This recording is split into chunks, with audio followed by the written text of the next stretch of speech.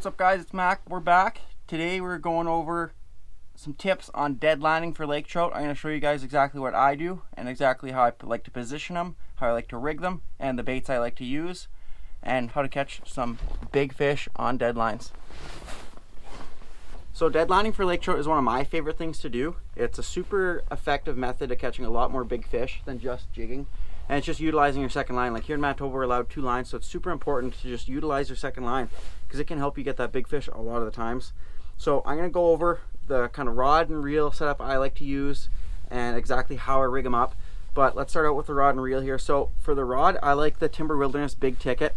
This is a medium heavy. This is a glass rod. This is a 48-inch rod, so it gives me a little bit more length to stick that rod under my arm. And sometimes you're running out in the crazy cold, you're fighting with mitts and gloves, so it's nice to have a bit of a bigger rod to get a hold of as opposed to something with a super stub handle. So I like the 48-inch Timber Wilderness Big Ticket, and I like to pair it up with about a 3,000 size reel, and usually I'm spooling it up with about 30-pound braid. And I'm going to show you guys how I tie my leader here, but I like 30-pound braid just because you have a bit more strength, because sometimes you're running out there and your drag's frozen, you go to set the hook with 20-pound, 15-pound, you're going to end up breaking off sometimes. So I like the security and the confidence of using a little bit heavier line. And by using a 3,000 size reel, I'm able to fit a lot more line. So when those fish pick up that bait and start hustling away, I can get there before that reel gets spooled, because lake trout are a quick fish. They like to take off and they will spool you very quickly if you're using a small reel. Off of my 30-pound mainline braid, I like to tie on a fluorocarbon leader. Usually I go for about a 10 to 15 foot leader. I always use 20 to 25-pound fluorocarbon. I'm using this Seagar 20-pound yellow label. So I'll take off my 15 feet here.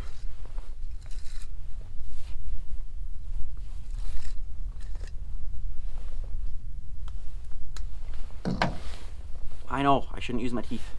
But like I always tie a line to line knot for the longer leaders as opposed to a swivel. So what I like to do is I like to use a FG knot, but I mean use whatever knot you're comfortable with. I tell everyone, you know, your weakness is what you're not confident at, right? So use whatever knot you're the most confident with, whether it's a FG knot, uni knot, Alberto knot, whatever, blood knot. As long as you have confidence in it, that's the knot I recommend tying. Don't try tying something you never tied before for a big fish, because you just don't know. You got to build the confidence up and then use something you're confident with.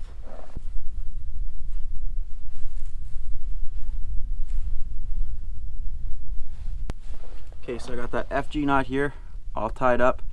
Don't know how this is going to focus, but I like the FG knot just because it's super low profile and it slides through the frozen guides easy, because dealing with iced up guides is a problem in the crazy cold. So I like to go with a thin, low profile FG knot, and it's a super strong knot. But like I said, I recommend you using something you're confident in as opposed to something you're not confident in, especially when targeting big fish. I'm just going to use these little nippers off my striker hardwire suit just to trim these tag ends off.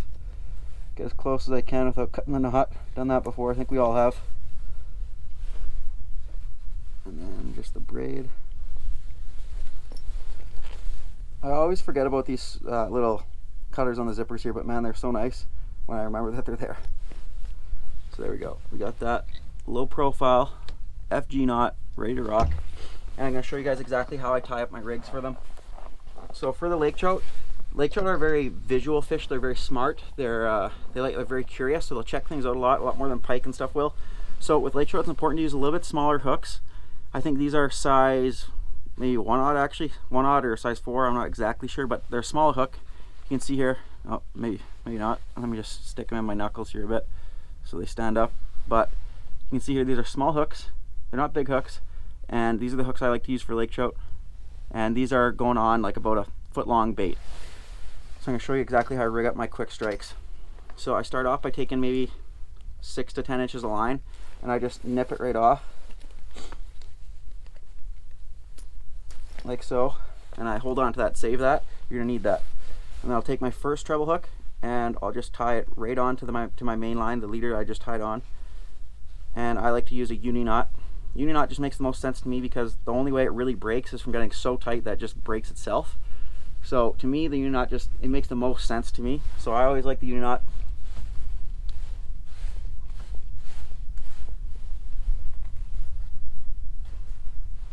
And cinch that right down on the eyelet there. Perfect.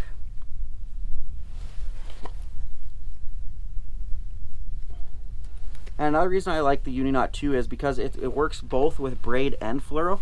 Because some knots work really good with fluoro and mono, but they don't work well with braid. So I like to find a knot that works best with both, so then I only got to worry about tying one knot. So after I get that first treble tied on there, I'm going to take this line and I'm going to go around the shank at one of these hooks. And I'm basically tying the exact same knot I just tied, but I'm tying it just onto the shank here like that. So let me just straighten this out without dropping it. This can be a little bit tricky. Usually end up poking yourself a few times when you're just starting out. So I'll get that started like that. And now I'm just doing the same knot I did, but instead of going through the eyelet of the hook, I'm going around the shank of the one treble.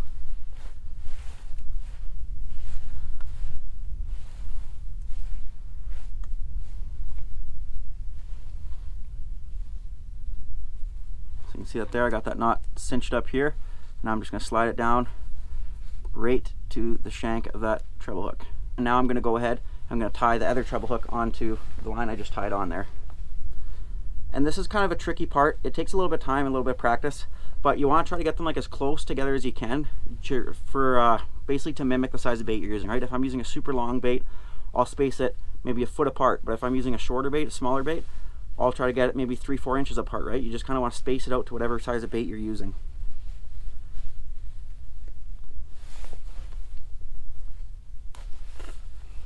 So try to space them out the best you can, and then I'm just tying the exact same uni knot just right through here, like so.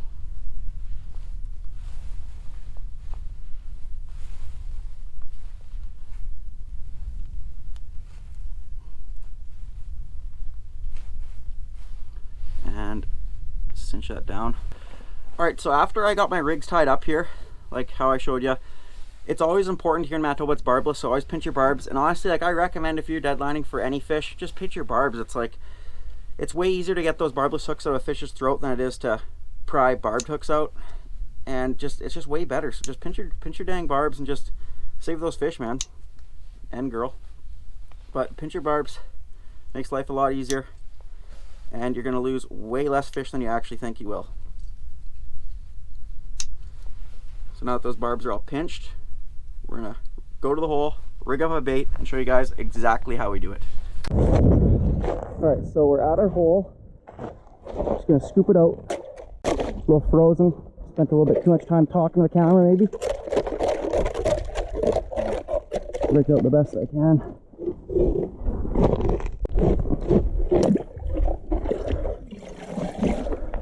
Do the best I can there.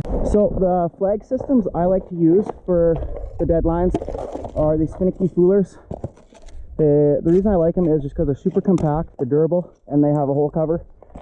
So the hole cover just saves you from having to scoop out these holes like every 5 minutes. And honestly, it'll make you catch more big fish because your line's going to be safe. It's going to be safe. It's not going to be breaking through the ice all the time. So what I like to do when I'm setting up the hole covers is I like to get it as close to the ice as I can. If I can set up on top of snow, I will. But I set up and then I try to bank it in the best I can. So I'll push up some snow, slush against the sides of it, just so there's an airtight seal around the edge. That way that there's no cold getting in. You'll notice the more you play around with the hole covers, you'll really figure out what works best. And it might be different lake to lake, but I kind of doubt it. Cold's cold. So bank it in the best you can like that. Yeah, these Finicky Foolers, they're super awesome system, and they're super user friendly. They're so easy to use. It's just silly how easy they are. Some may say foolproof. So the baits I like to run on my deadlines for lake trout are these Cisco's, kind of ranging in size, but they all work. There's another super important thing for lake trout, and mainly just deadlining in general, is make sure your bait's thawed out. You don't want to be putting down frozen bait because it's just going to sit down there and develop an ice shell, and then it's just sitting down there like a frozen popsicle all day. So try to thaw out your bait. Always keep it thawed. That way your bait sinks and it's soft. Those fish don't want to pick up a popsicle down there. So with these Cisco's, they're a natural fish, so they have an air bladder in them. So basically their lateral line here, you can see their lateral line. Just below it, they have a big long air sac in there. Basically air bladder is what it's called, swim bladder. So you got to give it a few pokes just to let the air come out. let them decompress as they go down. Otherwise, they might not sink. So poke a few holes in them. Also, poking some holes in your dead baits helps because it lets some more scent out of the bait. And then how I hook these guys up is I get my rod in the holder, obviously, and you saw the rig there that I tied. So I tied 2 trebles. I get up close and personal here. So I tied 2 trebles, and I take the top one, the first one I tied, and I put it right in the snout of the bait. That's because a lot of these fish are going to come and eat it head first, and that way when they come and attack, they're getting those trebles right in the roof of the face right away. So you can hit them right away. And then I take the second hook and I poke it right in the back, like so, because sometimes those fish will come and T-bone it, and that way you're also getting hooks in them. So I do one in the nose, one in the back, all 4 hook points pointing straight towards the tail. So now we can drop this bad boy down there, flip that open. I'm going to throw this hole cover on here, keep that all sealed up nicely. Another really important tip for setting flags for deadlines and stuff is keep in mind your positioning, right? Like, so we're set up over there by my truck. I think you should be able to see it in the background, but we're set by my truck there. Let me turn this camera a bit. So you can see we're set up over by my truck over there on the other side. So what you want to think about is, you want to think about when your flag goes up, what way is that flag going to be facing, right? I don't want my flag facing like this towards my truck, because look how much harder that is to see for you guys, right? You don't want it facing straight into it, you want it facing flat into it. So I always set my lines accordingly so they're parallel to where I'm looking, so I'm able to see straight into the side of that flag. So I like to lay my baits on the bottom so it's a little bit easier for those fish to come in, pick them up off the bottom and eat them. So I'm just going to lay this bait right on the bottom, and what I like to do once it's down there at the bottom is I like to let out maybe a foot or so of line, just so there's a little bit of leeway so they can pick it up, flip it around a little bit before they set up the flag. Because you will notice that a lot of these fish will pick up these baits, drop them, pick up these baits, drop them, just because they're bigger baits and they might be smaller fish, they might be just timid fish. So I like to give them a little bit of leeway, a little bit of play, just so they can engulf that bait before they set up that flag. So now we got that dead line down there on the bottom. What I like to do too is as soon as that dead bait hits the bottom, I like to lift it up once and just let it flutter back down, just so I know it's not torpedoed down into the mud or into the rocks. I like to make sure that bait's laying flat so it's easier for those fish to come in and scoop it up and eat it. So the way these Finicky Foolers work is they just got a little lever on here. So you just take some line off your spool and you do one loop underneath the little lever, the little arm, and you take your flag. There's a little snap on here. This is a flag I actually made myself just because I like the black flags. You can see them from a lot further away. And then just put it on there. So when that fish pulls, it lifts that lever up and that flag goes off like so. So I'll set this up and fingers crossed, hope for some flags. I hope this information and this video helps you guys out in targeting lake trout with flags, with deadlines, targeting pike with flags, with deadlines. And I just hope I hope you guys found some information here that was useful to you. Appreciate you guys watching. Tight lines.